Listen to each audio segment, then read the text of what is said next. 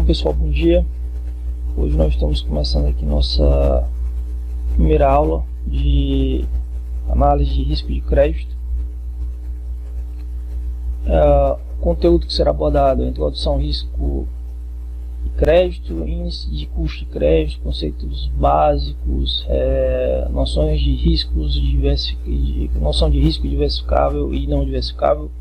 O objetivo é proporcionar a vocês uma consciência sobre a questão do risco de crédito, seus impactos nas empresas, fornecer a possibilidade de ter acesso à ferramenta que vocês podem estar utilizando, para se proteger desse risco e entender a importância de conhecer as variáveis que influenciam diretamente nesse ponto.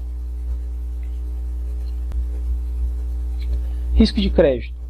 Tal fato está ligado ao risco de crédito, que pode ser descrito como uma probabilidade de não cumprimento da promessa de pagamento realizada pelo tomador no momento da contratação ou a perda financeira potencial resultante de inadimplência do empréstimo.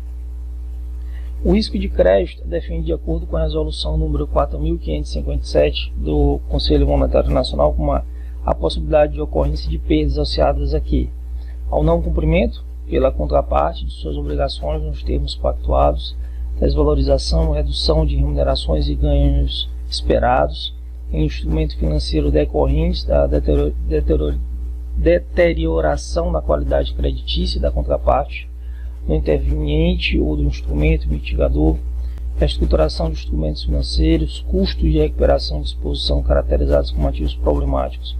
Então, a questão do risco de crédito, pessoal, ela é bem ampla, Então, inicialmente aqui eu estou passando para vocês noções básicas, conceitos do que vem a ser o risco de crédito, e de possibilidades de ocorrências, que podem estar ocasionando isso.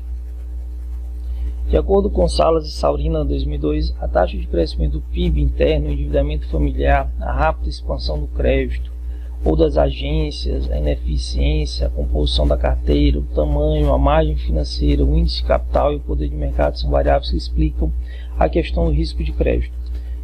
A questão da carteira é um conteúdo que nós iremos abordar na segunda unidade, quando nós formos tratar também sobre a questão de correlação, mas a priori aqui vocês já podem observar um pouco das variáveis que acabam influenciando diretamente na questão do risco de crédito, entre elas a questão do endividamento familiar. Então, quando a gente fala da questão do endividamento familiar, isso está relacionado também, ao público-alvo, as pessoas que venham a consumir o serviço, a compra de produtos dentro de uma empresa. Então, isso aqui são variáveis que influenciam também na questão do risco de crédito, por parte de quem efetuou uma venda, e tem a perspectiva do seu recebimento. Para a Safineto, há uma ampla abrangência do entendimento do risco e avaliação de uma empresa, envolve as componentes do risco econômico e financeiro da mesma, que delimitam o seu risco total. As principais causas determinantes do risco econômico são de natureza conjuntural: alterações na economia, tecnologia, de mercado, crescimento da concorrência, por exemplo, e do próprio planejamento e gestão da empresa, vendas, custos, preços, investimentos. O risco financeiro, de outro modo, está mais diretamente relacionado com o endividamento, passivos da empresa, sua capacidade de pagamento e não com as decisões de ativos conforme definidos para o risco econômico. Nós temos dois riscos. Nós temos um risco aqui que você tem como fazer uma diversificação e outro que não é possível que isso ocorra. Para a Safineto, o risco sistemático está presente em todos os ativos negociados no mercado, sendo determinado por eventos políticos, econômicos e sociais. É o risco de mercado não diversificável, não existindo maneiras de evitá-lo totalmente. O risco não sistemático é inerente às características do próprio ativo diversificável, não se espalhando para outros títulos da carteira. Uma maneira de neutralizá-lo é selecionando ativos que não tenham correlação positiva entre si e que, portanto, são atingidos de maneiras diferentes. Ou seja, quando você compra produtos que são que não tem a mesma característica, tá? Seria mais ou menos isso.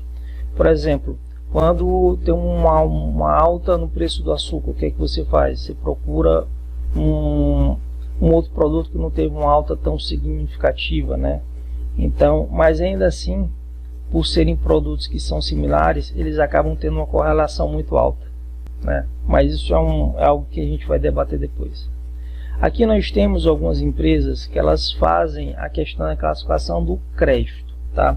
É porque o crédito, quando a gente analisa, ele acaba começando principalmente com a questão do risco de crédito do país, e depois disso ele acaba descendo, né, para questão dos juros e outros pontos. Nós temos aqui 3 agências de classificação de risco: Moody's, S&P e Fitch. Essas notinhas que vocês estão vendo são conceitos: conceito A, conceito B e conceito C. É como se o conceito A fosse de 9 a 10, o conceito B poderia ser de 8 a 7 e o conceito C de 6 a 4, e o conceito D, e alguns, né, poderia ser de 3 a 0, né? Então esses conceitos eles servem para definir o quão arriscado é um determinado país, né? Então, de acordo com a nota do país, você tem o que? Um juros maior, tá? Que acaba fazendo com que o financiamento fique mais caro, né? Que o crédito fique mais caro. Isso acaba impactando nos juros, fazendo com que as empresas elas tenham menos recursos disponível, né? E com isso as empresas elas acabam investindo menos, as pessoas acabam tomando menos empréstimos, né? Buscando menos esse capital externo. Isso acaba travando um pouco a questão da economia, né? Isso acaba influenciando diretamente também na questão do desemprego, né? Que acaba impactando lá na questão do crédito. Aqui nós temos os riscos de crédito por alguns países, tá? Nós temos aqui a nota, tá, de alguns países que eu coloquei aqui para vocês. A política monetária, tá, é uma política que ela é definida, tá, pelo Copom, que é vinculado ao Banco Central, e a cada 45 dias ele define a taxa básica de juros, tá? Aqui tem uma definiçãozinha clara sobre o que é que significa a política monetária e seus responsáveis. E o que é que vem a ser a economia? A economia ela tem a questão macro e a questão micro, né? E dentro da questão macro,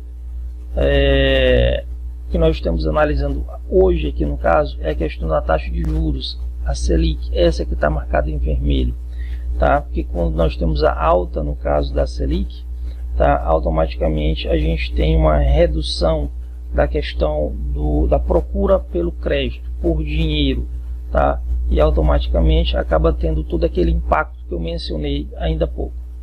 Aqui mais uma definição sobre o que vem a ser o Copom, que é o Conselho de Política Monetária, que define essa taxa a cada 45 dias.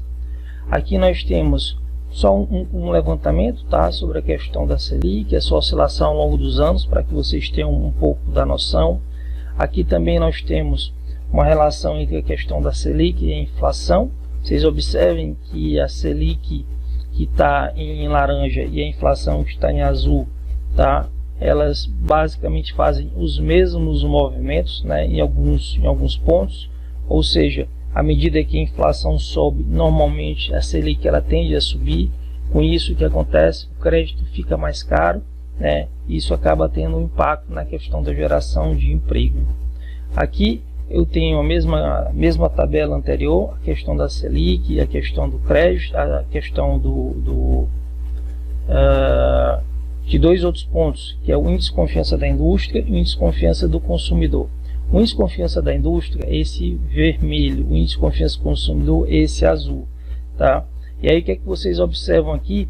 Que à medida que a Selic sobe, o que acontece? Que a confiança da indústria ela diminui e a do consumidor também, tá? Então isso são pontos que vocês podem observar que existem aqui uma certa correlação com o assunto que nós vamos tratar um pouco mais na frente, tá? Então aqui já são alguns insights, tá? Algumas informações a mais que eu estou passando que irá auxiliar vocês na segunda unidade, ok? Aqui eu tenho mais algumas outras informações sobre a questão do custo de crédito, que vocês podem ter uma visão mais ampla das regiões Norte, Nordeste, Centro-Oeste, Sudeste e Sul, tá? Com relação à questão da inadimplência. Aqui a gente já começa a ver a questão do risco do custo de crédito, né? Aonde é que tem uma maior inadimplência? Norte, Nordeste, Centro-Oeste, Sudeste ou Sul? Aqui nós temos inadimplência das pessoas jurídicas por tempo de fundação. Aqui inadimplência de PJ por porte, tá? Que é outro ponto importante. Então quanto mais informações vocês tiverem a respeito desse assunto, melhor, tá? Para a questão da tomada de decisão. Um outro indicador do custo de crédito sobre a questão da taxa de juros, tá? E aqui nós temos a questão do spread bancário. O que é que vem a ser a questão do spread bancário? É a diferença entre a questão da taxa Selic e a taxa, né, que ela é cobrada por parte dos bancos. Então, à medida que aumenta a Selic, automaticamente o custo de crédito ele acaba ficando muito maior. Se a Selic é 10, por exemplo, o banco vai cobrar 15%. A diferença, 15 menos 10, é 5, ou seja, é quanto é que o banco ganha, ok? Então, isso aqui é importante que vocês saibam também, que à medida que a Selic aumenta, tá, o spread bancário ele normalmente tende a aumentar um pouquinho. E isso vai fazendo com que o financiamento fique mais caro e, consequentemente, tá, aconteça tudo aquilo que a gente mencionou anteriormente. Aqui mais algumas informações sobre a questão do spread bancário. Aqui são dados entre 2011 e dados de 2016, mas vocês podem ter mais ou menos uma noção, tá?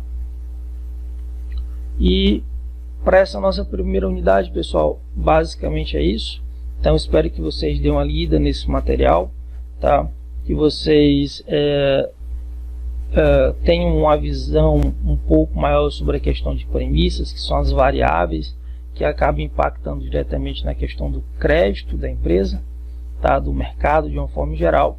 E na segunda unidade nós iremos abordar algumas ferramentas que podem auxiliar a mitigar esses riscos, tá bom? Muito obrigado e até a próxima aula.